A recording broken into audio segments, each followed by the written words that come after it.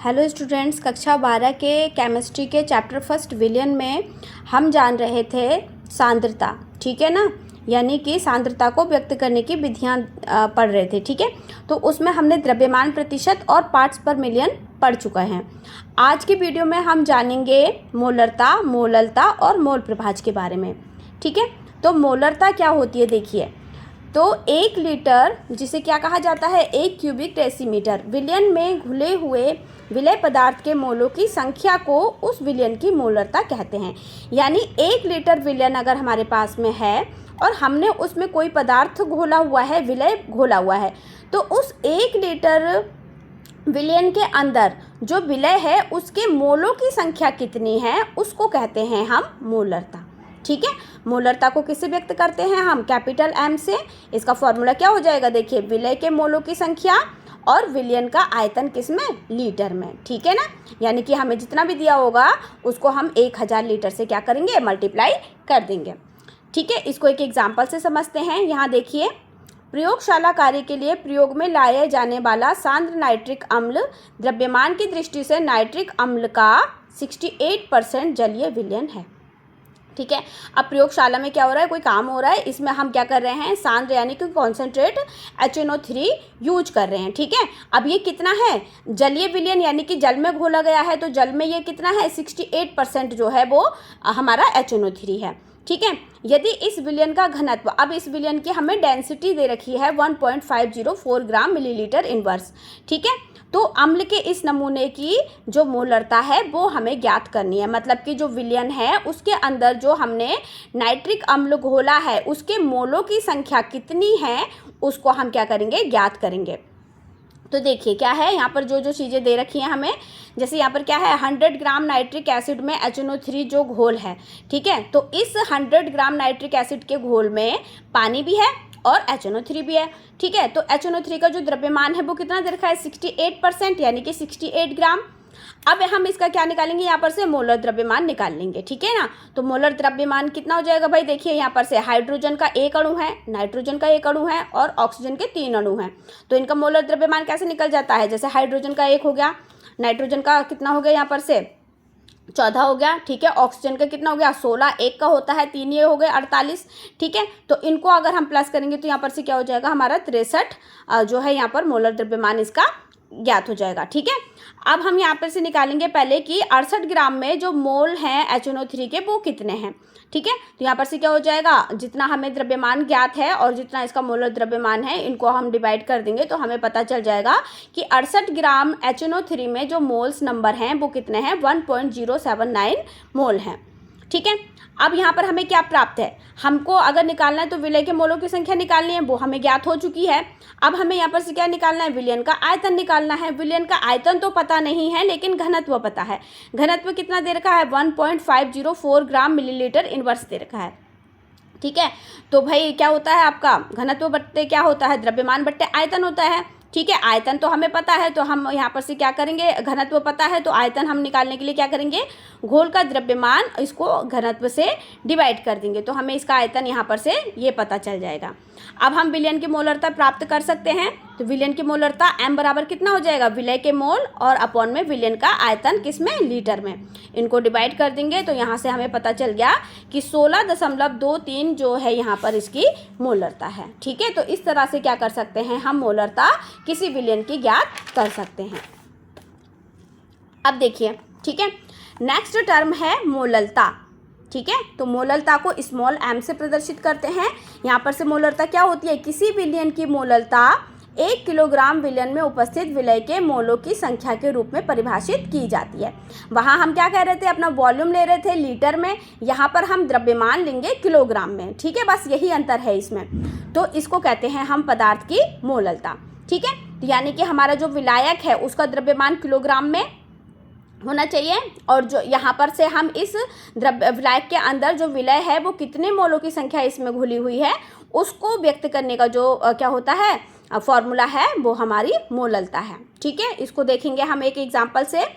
उस विलयन की मोललता ज्ञात कीजिए जो 5.0 ग्राम टोल्यूइन को 225 ग्राम बेंजीन में घोल करके बनाया गया है। ठीक है, अब यहाँ पर एक सॉल्यूशन है जिसके अंदर टोल्यूइन और बेंजीन दोनों को मिक्स किया है।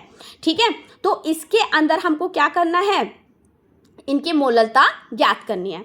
ठीक है, तो यहाँ पर से कौन घोला गया है भाई, ठीक है, 225 ग्राम बेंजीन, यानी कि बेंजीन ज़्यादा मात्रा में है, ये विलायक है, और टोल्यूइन क्या है यहाँ पर हमारा कम मात्रा में है, यानी कि ये विलय है। तो विलय के मोलों की संख्या ज्ञात करनी है हमें, यानी कि टोल्यूइन की। ठीक है, तो टोल्यूइन का मोलर द्रव्यमान ज्ञात कर लेंगे भाई। देखिए यहाँ पर से कितना हो जाएगा, कार्बन का कितना होता है, 12 होता है, 7 ये हो गए तो 12 7 84। ठीक है, और यहाँ पर से हाइड्रोजन का 1 होता है, 8 ये हो गए। ठीक है, तो 84 और 8 कितने हो गए, 92। तो ये इसका क्या हो गया, मोलर द्रव्यमान। अब टोल्यूइन के मोलों की संख्या हम ज्ञात करेंगे, तो जितनी इस मात्रा में ये प्राप्त है हमें 5 ग्राम, और जितना इसका मोलर द्रव्यमान आया है इनको डिवाइड कर देंगे, तो यहाँ से हमें टोल्यूइन के क्या पता चल जाएगा, मोलों की संख्या पता चल जाएगी। अब यहाँ पर से क्या हो जाएगा, बेंजीन का द्रव्यमान हमें दे रखा है, कितना दे रखा है भाई, 225 दे रखा है। ठीक है, लेकिन यहाँ पे ग्राम में दिया हुआ है, और हमको अगर क्या निकालना है, मोललता निकालनी है, तो वो किस में होना चाहिए, किलोग्राम में। तो हम यहाँ पर क्या करेंगे, इसको 1000 से डिवाइड दे देंगे। ठीक है, तो 1000 से डिवाइड देने पर ये कितना हो गया, 225 × 10⁻³ किलोग्राम। अब हम क्या करेंगे, यहाँ पर से मोललता ज्ञात कर सकते हैं। तो मोललता क्या हो जाएगी भाई, टोल्यूइन के मोलों की संख्या अपॉन में बेंजीन का द्रव्यमान। ठीक है, यहाँ पर इनको डिवाइड कर देंगे तो पता चल जाएगा कि हमारा जो सॉल्यूशन था उसके अंदर जो मोललता है, यानी कि जो विलय के मोल्स घुले हुए हैं, ठीक है ना, वो कितने हैं, 0.24 मोल किलोग्राम इनवर्स है। ठीक है, तो इस तरह से ये क्या हो गई, मोललता हो गई। अब हम जानेंगे मोल प्रभाज। ठीक है, तो मोल प्रभाज क्या होता है भाई, देखिए सॉल्यूशन है हमारा, तो इसके अंदर विलय और विलायक दोनों हैं। अब इस विलयन के अंदर, ठीक है, विलायक के कितने नंबर ऑफ मोल्स घुले हुए हैं और विलय के कितने नंबर ऑफ मोल्स घुले हुए हैं, तो उसका जो फ्रैक्शन फॉर्म होती है उसे कहा जाता है मोल प्रभाज। ठीक है, किसी विलयन में उपस्थित किसी एक घटक या अवयव के मोलों की संख्या तथा विलय एवं विलायक के कुल मोलों की संख्या के अनुपात को क्या कहते हैं, अवयव का मोल प्रभाज कहते हैं। इसे एक्स जैसा दिखता है ये, वैसे ये काई होता है। ठीक है, इससे प्रदर्शित करते हैं। तो देखिए, अगर हमारे पास में एक विलयन है, ठीक है, जिसमें विलय के मोलों की संख्या n मानेंगे और विलायक के मोलों की संख्या na निकालेंगे, तब यहाँ पर से जो हमारे विलायक है उसका मोल प्रभाज कितना हो जाएगा, जो विलायक के मोलों की संख्या है और अपॉन में विलायक और विलय दोनों के मोलों की संख्या। ठीक है, इसी तरह से विलय के अगर हम मोल प्रभाज निकालेंगे तो कितना हो जाएगा, विलय के मोलों की संख्या और अपॉन टोटल सॉल्यूशन में विलय और विलायक दोनों के मोलों की संख्या। ठीक है, और हमेशा जो मोल प्रभाज है वो कितना होता है, इसका जो योग होता है वो हमेशा 1 होता है। ठीक है, मोल अंश या मोल प्रभाज जो है वो ताप पर निर्भर नहीं करते हैं। ठीक है, अब इसको भी एक सॉल्यूशन से देखते हैं तो ज़्यादा समझ में आएगा। यहाँ देखिए हमारे पास में क्या है, 60 ग्राम जल तथा 90 ग्राम जो है वो अल्कोहल का मिश्रण है। ठीक है, दोनों के मोल प्रभाज की गणना हमें करनी है, यानी हमारे विलयन के अंदर जो जल है उसके नंबर ऑफ मोल्स कितने हैं। ठीक है, और यहाँ पर से जो हमारे पास में अल्कोहल है उसके नंबर ऑफ मोल्स कितने हैं ये पता करना है। ठीक है, तो सबसे पहले हमें क्या पता होना चाहिए भाई, विलय की मात्रा हमें पता है यहाँ पर। ठीक है, वो कितनी है, 60 ग्राम। ठीक है, और यहाँ पर से जल का जो अणुभार है वो कितना हो जाएगा, 18। ठीक है, इसी तरह से जो अल्कोहल है उसकी मात्रा कितनी दे रखी है, 90 ग्राम, और यहाँ पर से जो इसका अणुभार है वो कितना दे रखा हो जाएगा, 46। ठीक है, कार्बन के 2 परमाणु यानी 12 दूनी 24, हाइड्रोजन के 5। ठीक है, फिर ऑक्सीजन का 1 16 और हाइड्रोजन का 1, इन सबको जोड़ करके कितना आ जाएगा, 46। अब हम यहाँ पर से जल के मोलों की संख्या ज्ञात करेंगे। ठीक है, तो जल के मोलों की संख्या ज्ञात होने के लिए क्या होना चाहिए, इसका जितना भी हमको आयतन जो ग्राम में दे रखा है, ठीक है, और इसका मॉलिक्यूलर मास वो निकल जाएगा 3.33। यहाँ पर से अल्कोहल के मोलों की संख्या कितनी हो जाएगी भाई, अल्कोहल का जितना भी ग्राम में दे रखा है 90 ग्राम। ठीक है ना, और यहाँ पर से इसका मॉलिक्यूलर मास, तो अल्कोहल के मोलों की संख्या इतनी निकल जाएगी। अब हम इनका अगर मोल प्रभाज निकालेंगे तो विलयन के मोलों में जो टोटल दोनों का नंबर ऑफ मोल्स हैं वो हो जाएगा, देखिए ये हो जाएगा हमारे जल का, ये हो गया अल्कोहल का टोटल यानी कि 5.28।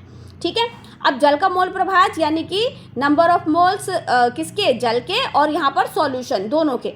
ठीक है, तो 3.33 और यहाँ पर से ये जो सॉल्यूशन के अंदर दोनों के निकले हैं 5.28, तो यहाँ पर से क्या हो जाएगा 0.63, यानी सॉल्यूशन के अंदर जो जल का मोल प्रभाज है वो है 0.63।